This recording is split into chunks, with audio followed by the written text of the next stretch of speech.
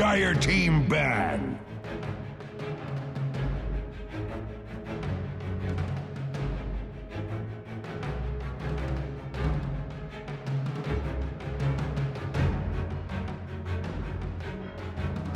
Ten seconds remaining. 5 seconds remaining.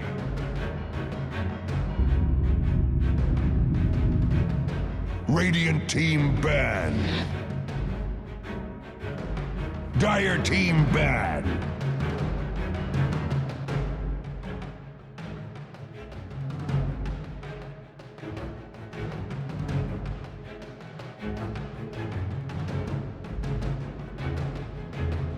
Ten seconds remaining.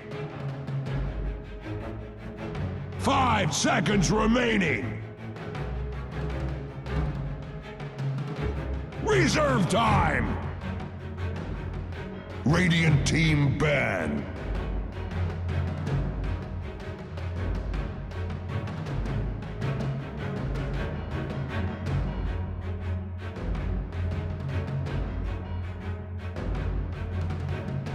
Ten seconds remaining.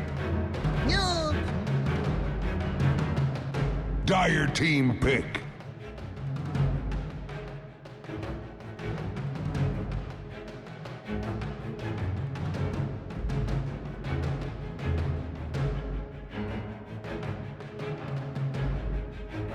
Ten seconds remaining.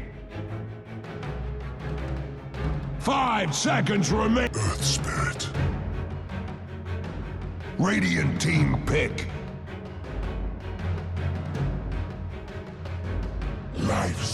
Warlock.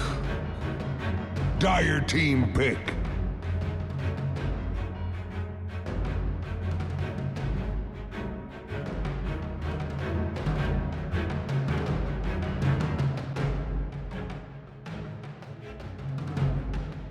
Ten seconds remaining. 5 seconds remaining. Ember Spirit. Radiant team ban.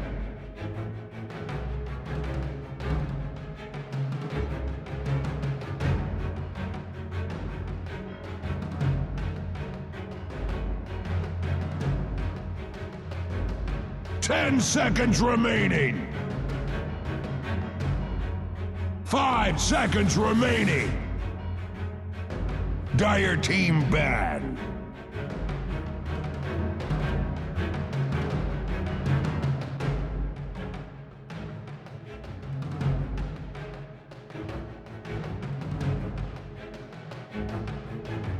Ten seconds remaining.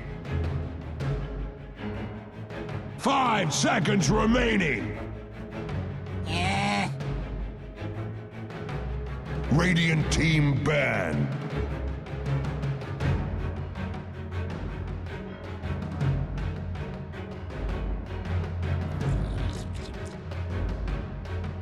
Dire team ban.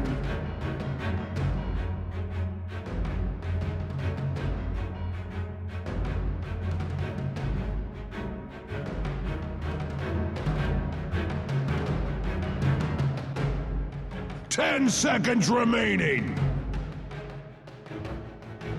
5 seconds remaining.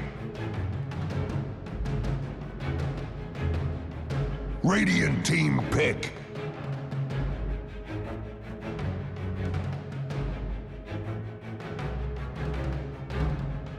Slaughter. Dire team pick.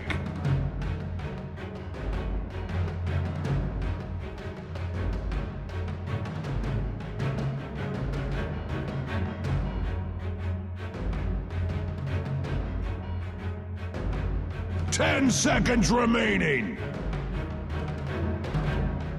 5 seconds remaining. Reserve time.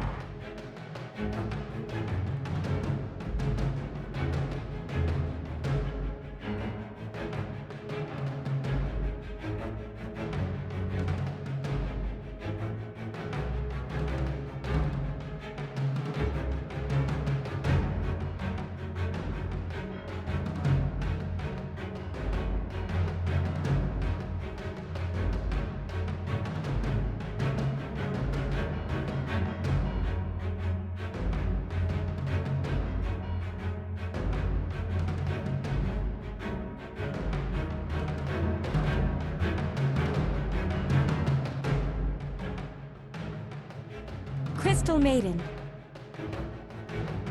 Radiant team pick.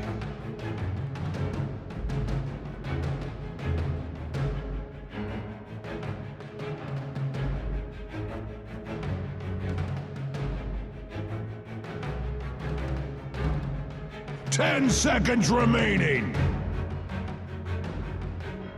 5 seconds remaining. Reserve time.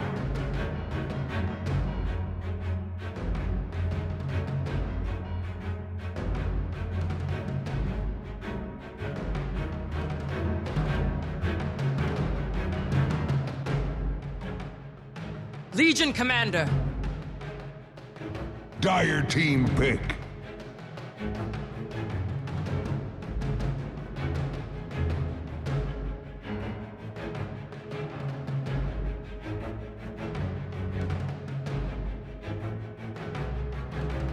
Ten seconds remaining. 5 seconds remaining. Reserve time.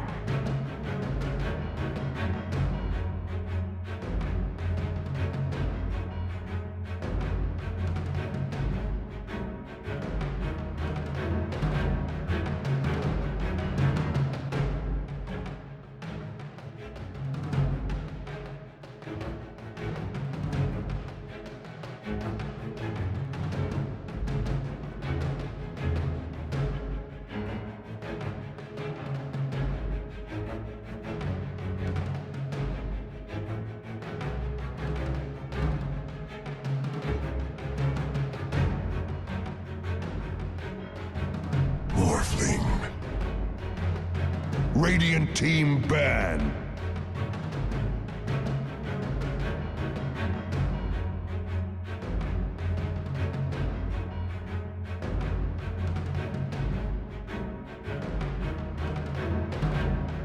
Ten seconds remaining. 5 seconds remaining.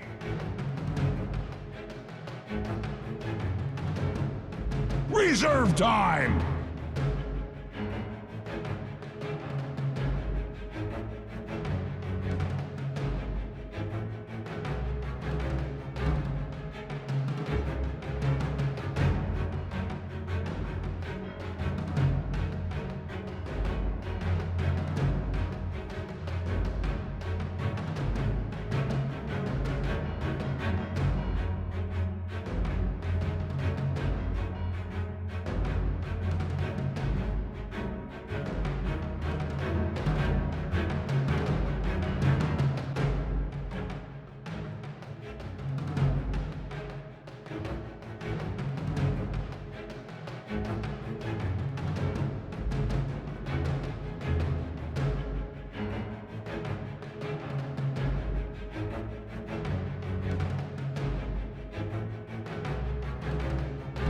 Dire team ban.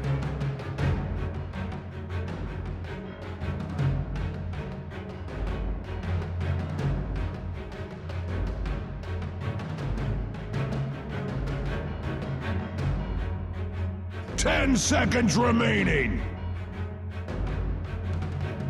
5 seconds remaining.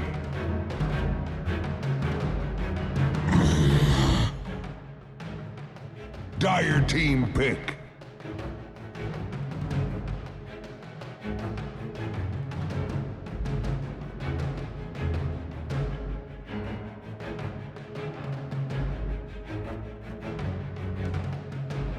Ten seconds remaining. 5 seconds remaining. Reserve time.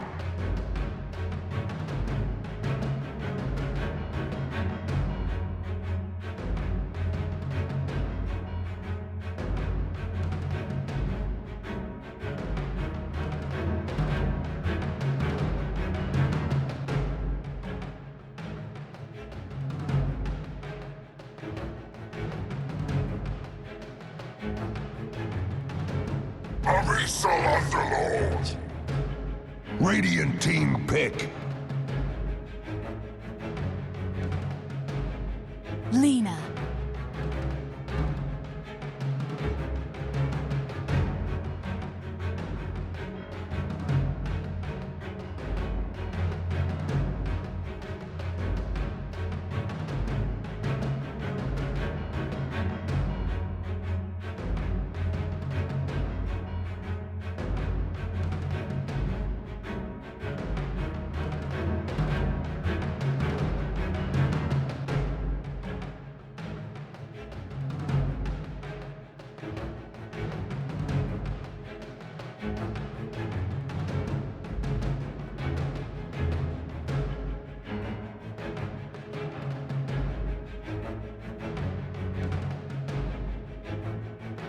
Ten seconds remaining.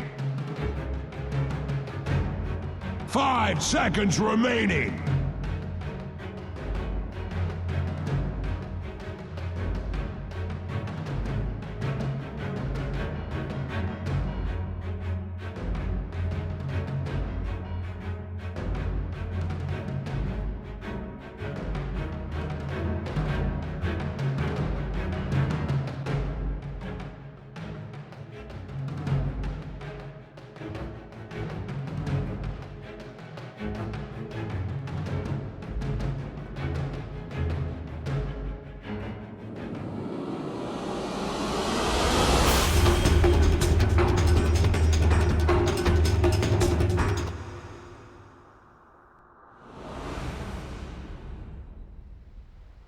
Dark Rift can be something very valuable, so we'll see if it's something EG can handle. I mean, it was very meta for a while, so it's not going to be a complete surprise by any means, but definitely here they did not expect to see in this best of 3. Absolutely, and Black, of course, as well. This time around, getting the Morphling. We saw him have it on the Clinks. I mean, considering the flame that Clinks kind of got at the start for the panel, and understandably so with the way that the hero's been performed recently, Black did manage to get a lot done on the Clinks. We'll see what he's able to do on the Morph. And how good of a Morph game is this, in your opinion? I think it's a very good hero against like the Slider Lifestealer. You've got very high armor naturally through all your Agi. Get going on, you can morph to strength as necessary. Perhaps struggles a lot more against the Lena, but with the OD ban, this definitely protected the Morphling quite nicely and sets them up to be in a pretty decent spot as far as Morph's game goes. We'll see how his lane is. Slider, after the nerfs, doesn't seem to contest the off lane really as much. Isn't quite that menace in the early game laning stage as a full position, so I definitely feel like he should do all right come laning stage, but Legion, pretty strong laning hero in itself, so they will have to prioritize, like, yeah, both supports in this top lane feels like a necessary ingredient as far as Faceless for the start goes. And we can see already, I mean, Underlord... Morphling is positioned down. Yeah, Underlord has just started to head up towards top side, so it looks like they're going to switch it around in reaction to what they've seen EG come out with. Okay, so they're thinking they can contest the Lifesteal's lane state. Something we've seen again and again, we saw it last game with EG, is giving Lifesteal these 1v1s. If he has a good matchup, Underlord is a good matchup, give him a 1v1. So it seems like Faceless forcing EG to actually play a support game, you know, like Arteezy normally is left alone because he wins 1v1s. He's got a good matchup, he's a very good mechanical player, and then this Warlock is top. Like, they're expecting this Warlock, okay, now he TP's bottom. They realizes what's going on, but this is going to force EG to play like a more standard lane setup. They can't be as greedy because of this, which is like what the end result of having the Warlock top and the Lifesteal 1v1 is, that it's super greedy. They win 3 lanes. That's not going to happen. Mid lane Zai, cut across, looking for some harassment here onto Jabs. XY in return was hanging around just in case any sort of play like that does occur. As both mid laners being backed up by a support at the moment, and indeed leaving these side lanes, that top lane, the 1v1 Legion versus the Underlord, down bottom, the 2v2. I mean, the question is, can Faceless get what they hope to achieve down there? Can they slow down Arteezy's farm, or is the Warlock presence going to be more than enough to be a nuisance back to Faceless? A straight 2v2 is fine for Arteezy. He's got Shadow Word, so he's got heal, he's got Feast for sustain. It is one of the lower armor heroes, and that's one of the hero's weaknesses early on, but poor man shield, Quelling Blade, he's alright, and the Slider's immediately responding with his presence down here. Again, at the same time, XY does respond. Nuts will be able to get himself back, and as we're seeing, it's the Shadow Word enough to stop Faceless from being able to get anything too critical in return with this reaction. XY continues to sit down bottom. The crush again will be there onto Black. They'll roll forward, hold back Zion the Slardar. trading hits, but overall it really seems like with the presence of the 3v3, EG are the stronger lineup in terms of heroes. The big thing with the aggro Trine is you do have the Shrine advantage, but it doesn't feel like they get that much damage dealt before they Shrine. Like ideally you want to really harass and force out a lot of spells and damage onto Lifestealer Warlock. Slatter, yeah, he chomped through most of his mana pool and suffered a little bit there, but the other two heroes didn't feel like they really got bullied at all. Oh, and look at this already. Faceless are going to change lanes up because of what's going on. They've sent Black straight up to the top lane. Ice will move over to the jungle to pick up some camps, and at the moment they're allowing Nux to pick up a bit of the solo lane down here on this bottom. So very, very much respecting the way that EG's managed to play around Faceless' lanes. Yep, that first couple of minutes really decided the outcome of this bottom lane, that you Shrine without harassing or zoning the Lifestealer, that lane is not going to be won, so you're Morphling, you want him to free farm. If he can free farm bottom, that's the preferred laning setup for Faceless, but if he's going to get contested in this lane and with the Slatter Warlock presence, that's going to happen. You send him top, but crit, he's going to follow him around. You go top on Warlock, I follow you there. So he's going to match Black wherever he goes, and this is definitely problematic for Black. And the mid lane as well, talking about problems for Faceless, Samael having a cracker of a time. 17 for 8 against Jabs' 9 for 1. This matchup certainly proving to be rather one-sided in the first few minutes. 2 games in a row, EG winning all 3 lanes. That is bad news bears for the Faceless squad. Even get a kill by the looks of it as well, with Universe's side closing in onto Nuts. Black will at the back of a XY. It's getting chomped at though. Look at how aggressive Universe can be. Every lane, the aggression from EG is being shown. They're such a dominant team in the laning stage, and we're seeing it here. Black has to be careful how he groups around this creeps, because there's another nuke from Universe. Black does have the morph, has a lot of mana to work with as well. But still, Universe just really going in on Black. Pushing this lane in, and the farm difference between all 3 cores on both sides. Jabs is pretty massive. He's level 3.5 on Ember. Where's Lina, like level 5 or something? Oh my, this laning stage has been crushed. As Faceless will have to, early 2-man smoke. They're like, They've got to get Samael with this. Disaster, we gotta fix this. Oh, the smoke pops early. Radiant Ward not going to scout it immediately, and it's still nighttime, so this game could still theoretically work. CM is going to hide in the Roshan pit, just anticipating a Radiant mid ward, so it's like you want to let the Earth Spirit get the roll before you come out. They have to lock her down there, because Samael's got a haste rune.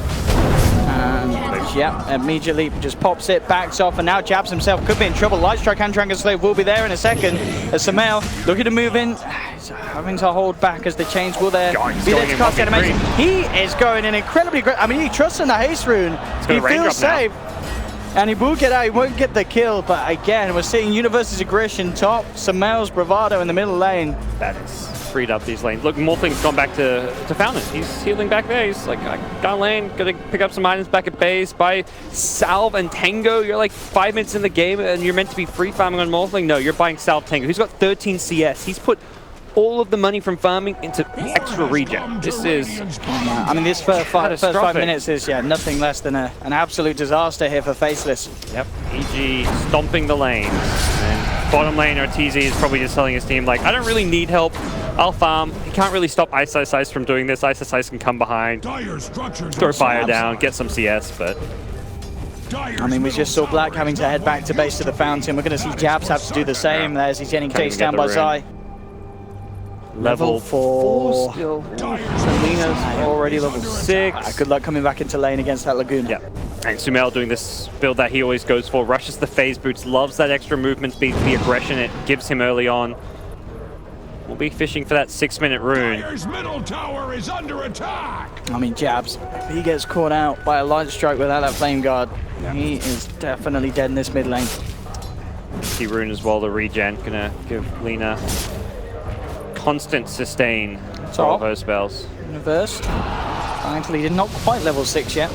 Very, very close though, and a few creeps going down. Still not quite enough.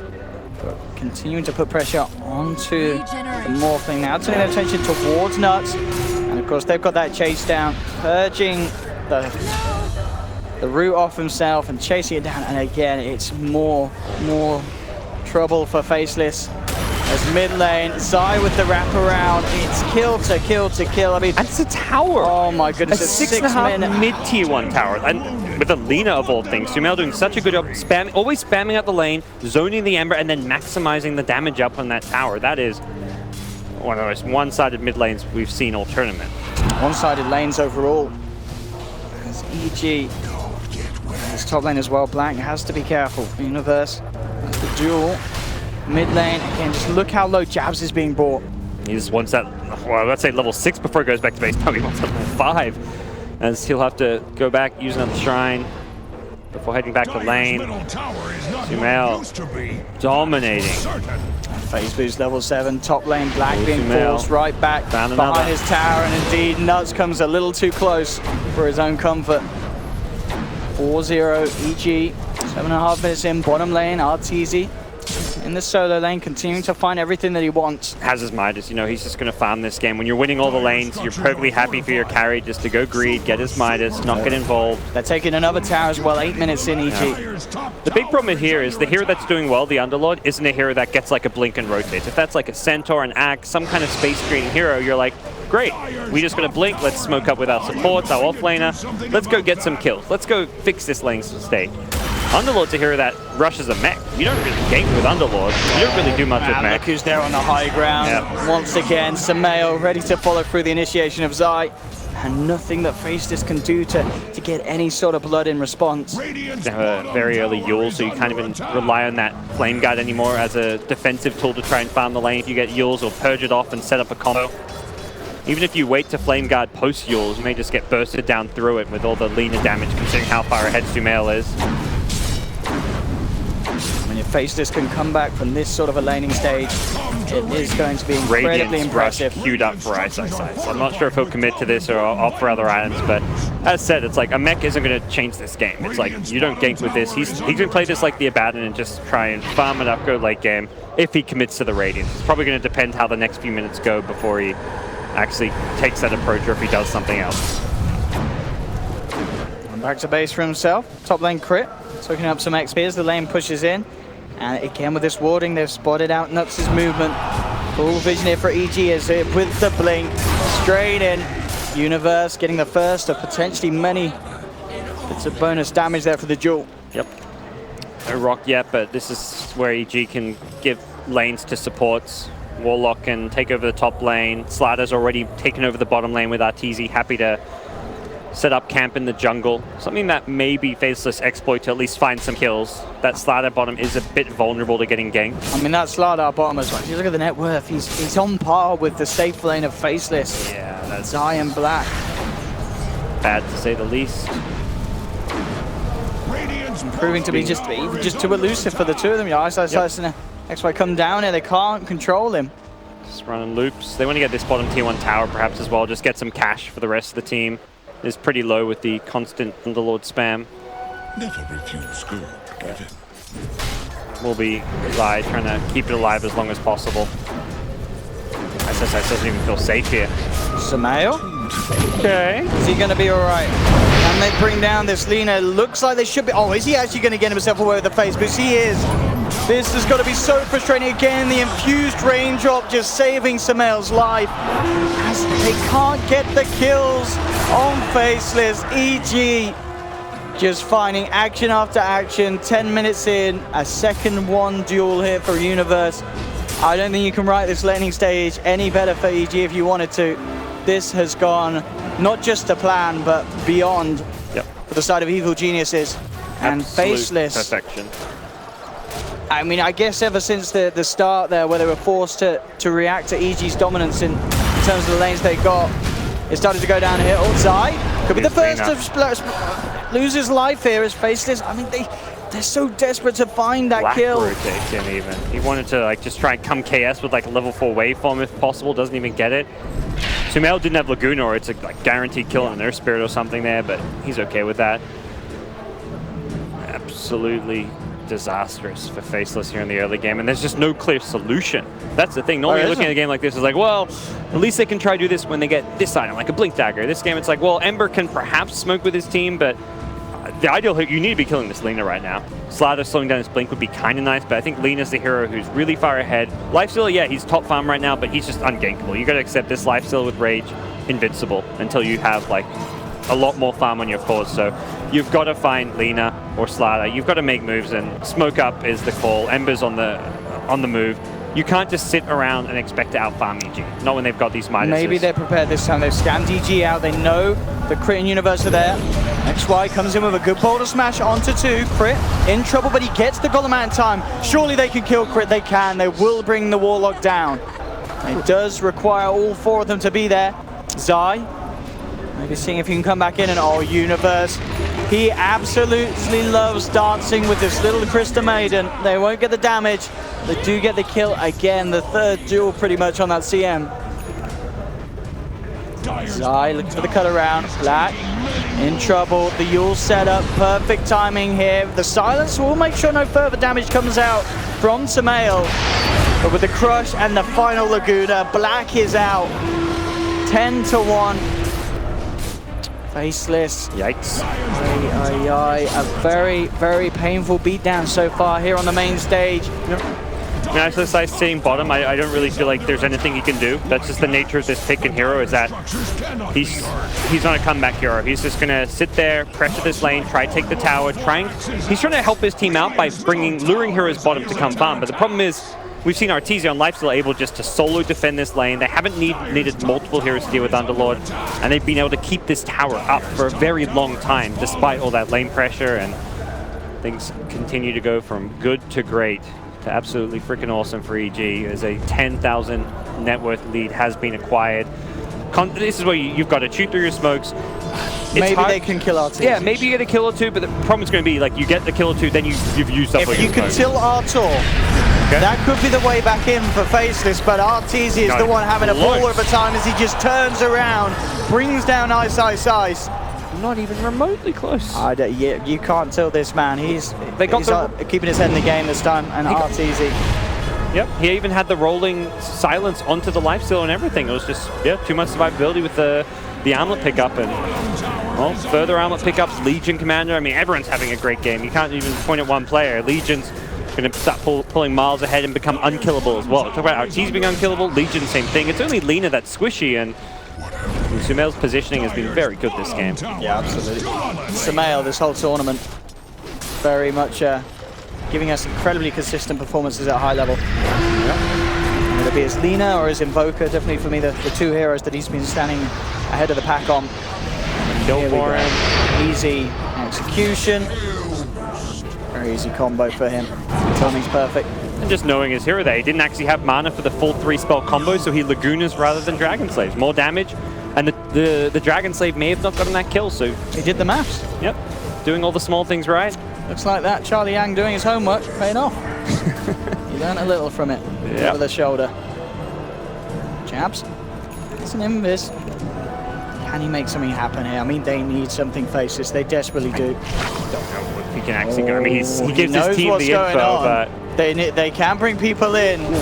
Universe and Arteezy, can they turn this around? They're incredibly deep. Themselves out of the Firestorm. Black moving forward. They may be able to kill Universe. Arteezy jumps out, looks towards Black. They've lost Uni. Artur will immediately just rage and TP out. So Faceless, and every kill that they get will be massive for them.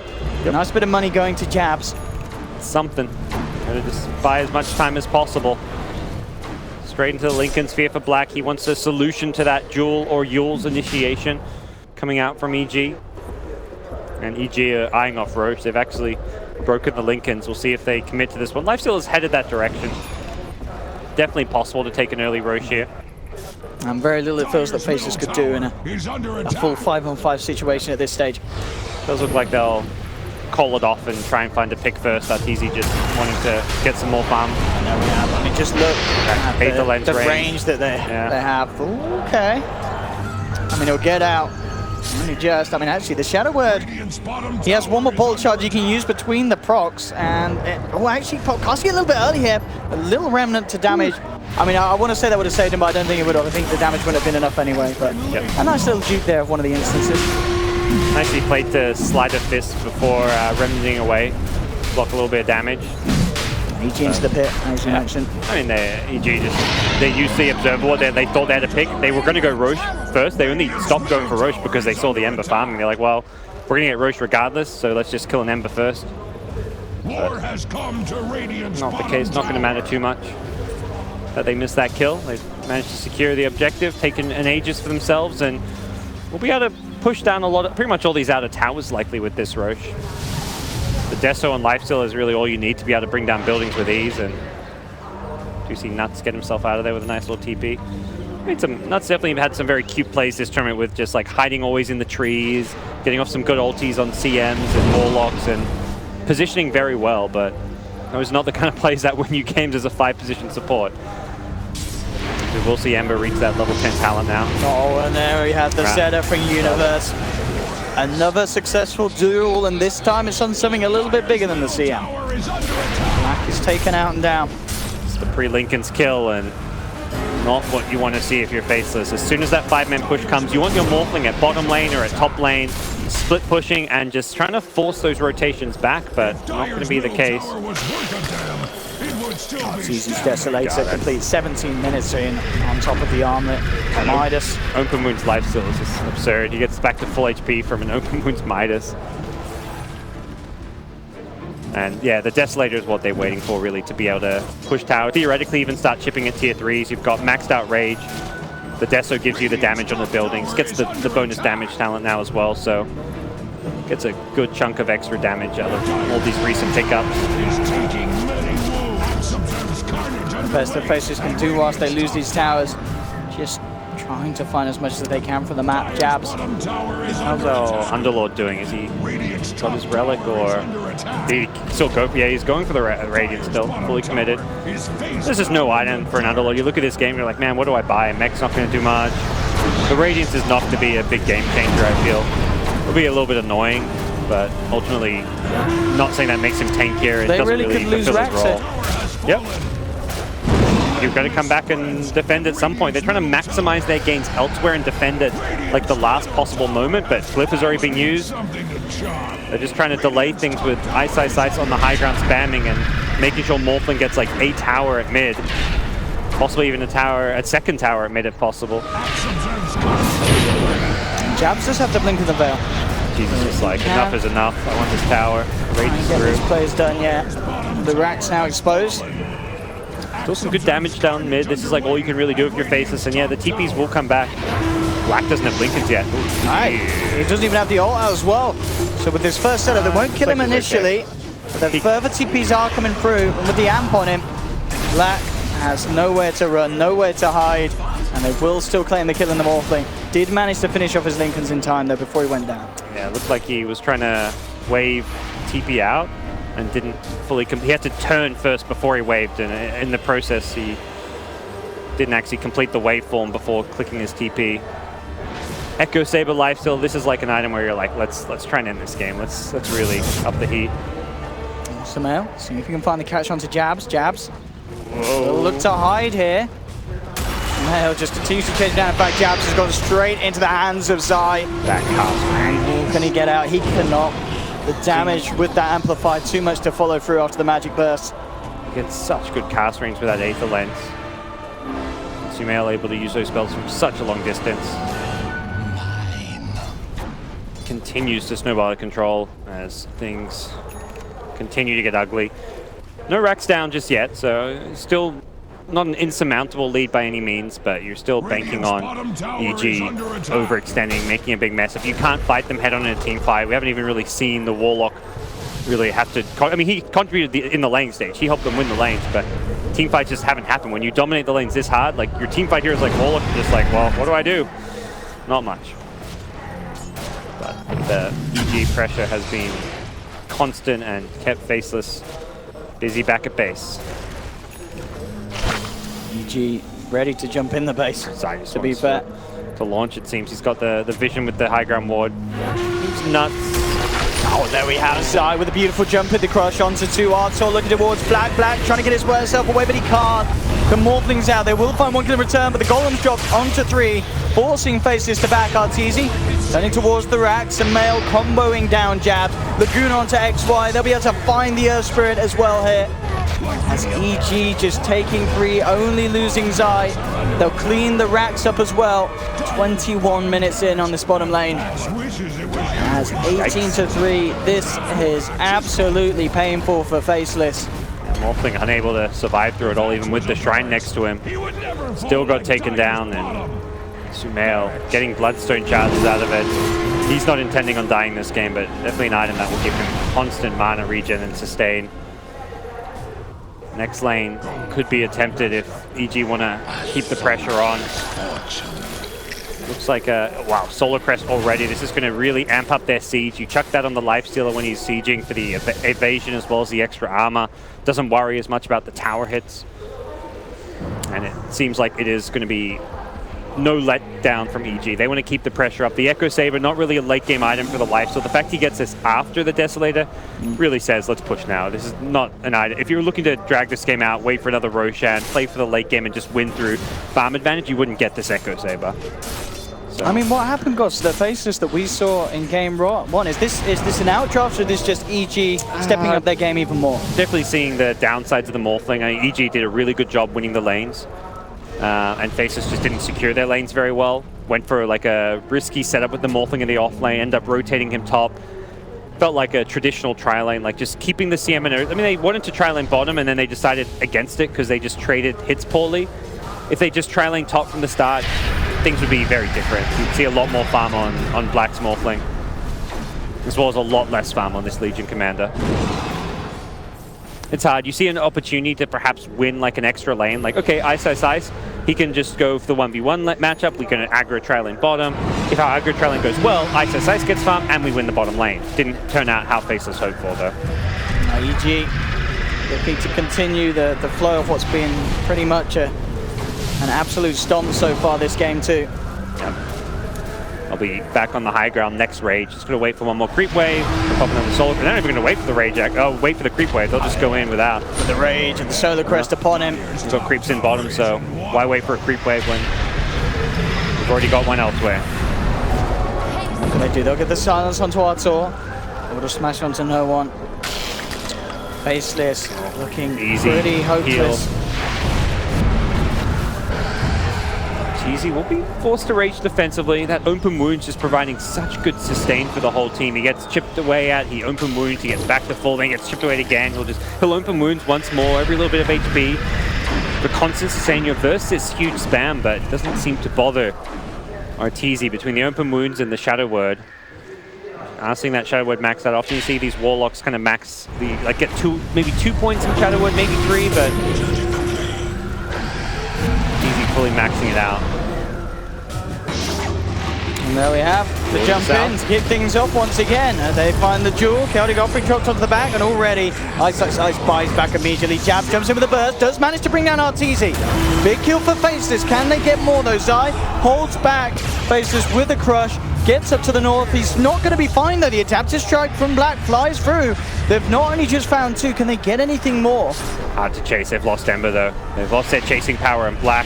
And Sumail's back in. He's ready to try and put an end to this nonsense as Universe cleans up with the nuke, ready to chase down Nuts. They'll turn towards the objective instead. A buyback will be forced out for Jabs. Faceless trying their best to hold back this push, this siege from EG. When you use that buyback, you don't just want to be repelling the push, you want to be securing kills, and Jabs unable to do so, and maybe unable even to defend his racks. Got the fortification. Get in there soon. Sumail's going to purge off the Flame Guard.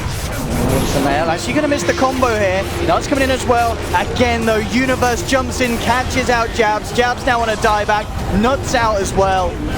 Black, can he find Sumail with the help of XY? They do bring down the Lina, but look at the damage. Universe just ready with the chase down. With these Moment of Courage procs, finds XY, and Black, the last one left surviving here on Faceless, has to just touch his tail and run away from Universe. And Sumail indeed back for round 2 if Black wants to give it to them. This will be popped here. EG just focusing the objectives. Sumail forces Black back to the fountain, and EG will be able to finally clean up this second set of racks. 26 minutes in, 25-6. This last rack's in the middle. Faceless will have one more fight, and then by the looks of it, but this really will be the final fight. They have to do something incredibly phenomenal here. Ice is going to try and take them back to the beginning of this game, but he'll cancel it. He knows that it's not going to help as the Laguna Blade flies into the eyeballs of the CM. Buybacks coming out from her and Black. The rack starting to fall. Arteezy. And now Jabs will get crit. There's a kill. There's been a buyback from Universe. Dying again, 3-man crush. Arteezy gets to work on Jabs. Looks towards Nuts. It's a triple kill for Arteezy. There's the Ultra. Give that man a rampage. Somewhere beautiful to finish the game. And there we have it, 31-8. GG is called, 27 minutes in. The double rampage there for Artor as Faceless just fell apart from the start. There never felt like there was ever a hope for them here in this match. As EG just multiple levels ahead of them in this game. Yeah, they got face rolled as EG dominate all 3 lanes. Very hard to turn around such a bad laning stage. Like game 1, EG win all 3 lanes, but it was like close still. Like, and Faceless also had items and heroes that could use those levels and farm they got to turn things around. They were getting active. They were making moves on the map. We saw an early blink dagger